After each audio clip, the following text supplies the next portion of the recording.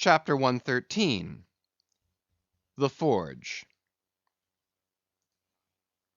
With matted beard, and swathed in a bristling shark‐skin apron, about mid‐day, Perth was standing between his forge and anvil, the latter placed upon an iron–wood log, with one hand holding a pike–head in the coals, and with the other at his forge's lungs, when Captain Ahab came along, carrying in his hand a small rusty–looking leathern bag.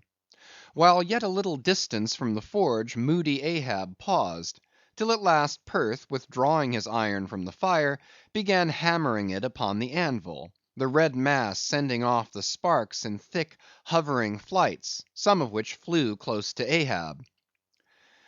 "Are these thy mother Carey's chickens, Perth? They are always flying in thy wake. Birds of good omen, too, but not to all. Look here, they burn. But thou livest among them without a scorch." "Because I am scorched all over, Captain Ahab," answered Perth, resting for a moment on his hammer. "I am past scorching. Not easily canst thou scorch a scar."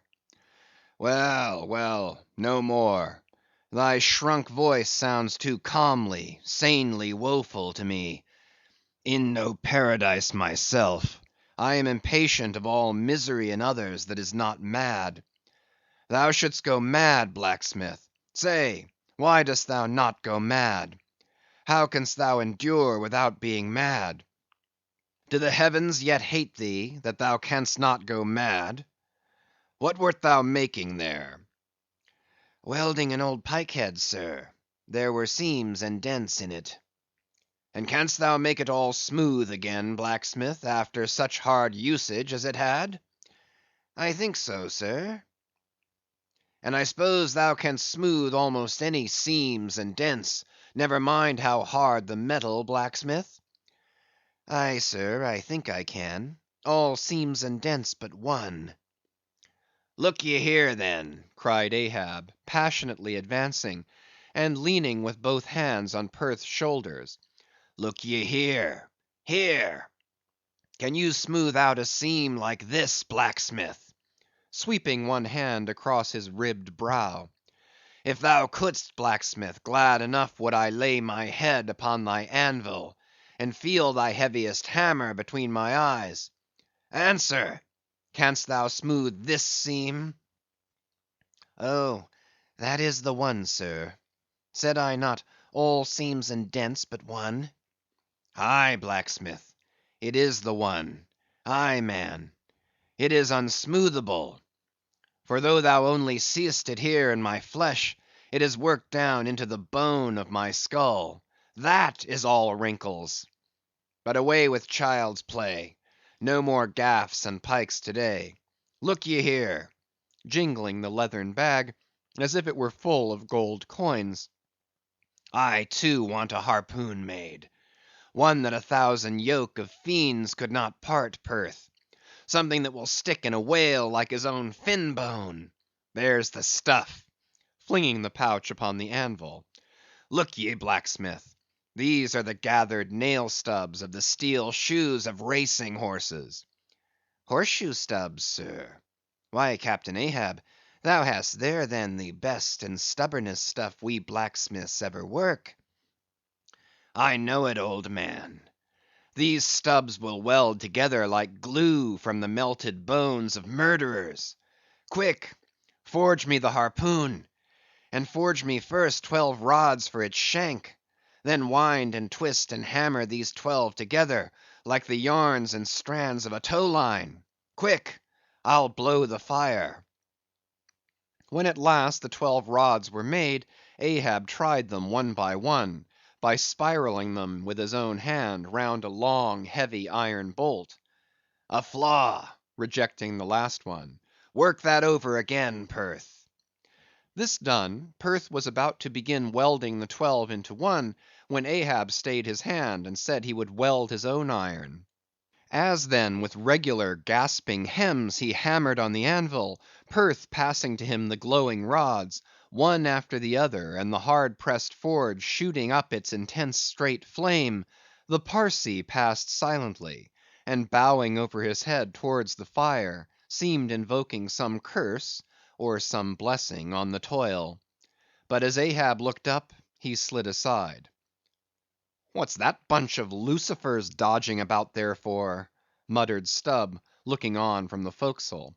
"That Parsee smells fire like a fusee, and smells of it himself like a hot musket's powder pan." At last the shank in one complete rod received its final heat, and as Perth, to temper it, plunged it all hissing into the cask of water near by, the scalding steam shot up into Ahab's bent face. "Wouldst thou brand me, Perth?" wincing for a moment with the pain. "Have I been but forging my own branding iron, then?" "Pray God, not that. Yet I fear something, Captain Ahab. Is not this harpoon for the white whale?" "For the white fiend. But now for the barbs. Thou must make them thyself, man. Here are my razors, the best of steel. Here, and make the barbs sharp as the needle sleet of the icy sea." For a moment the old blacksmith eyed the razors as though he would fain not use them. "Take them, man. I have no need for them. For I now neither shave, sup, nor pray till—but here, to work." Fashioned at last into an arrowy shape, and welded by Perth to the shank, the steel soon pointed the end of the iron; and as the blacksmith was about giving the barbs their final heat prior to tempering them, he cried to Ahab to place the water cask near. "No, no, no water for that. I want it of the true death temper. Ahoy there!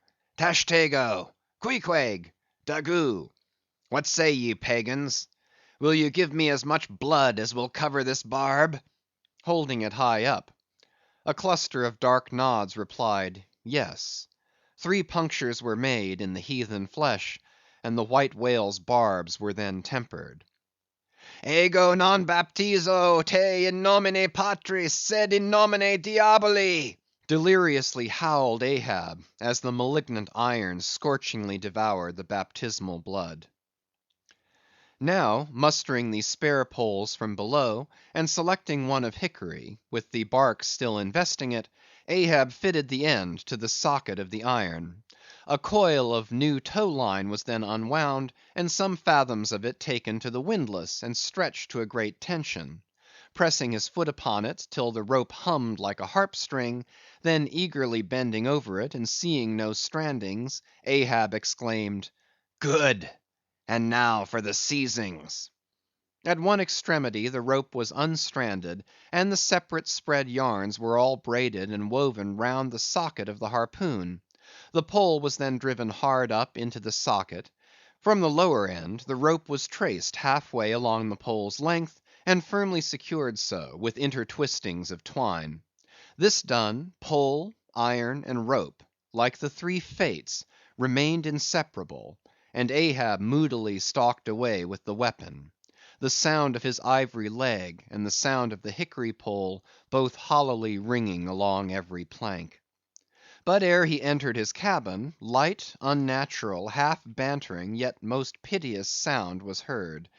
Oh, Pip! thy wretched laugh, thy idle but unresting eye, all thy strange mummeries not unmeaningly blended with the black tragedy of the melancholy ship, and mocked it.